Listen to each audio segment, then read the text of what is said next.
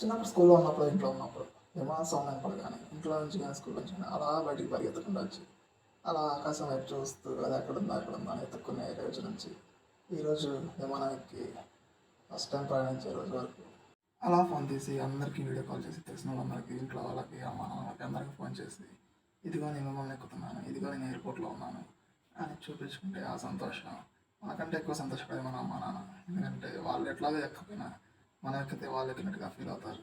So ఫైనల్గా మన flight అయితే రీచ్ అయ్యాం. ఇప్పుడు టేక్ ఆఫ్ అవుతుంది ఫ్లైట్.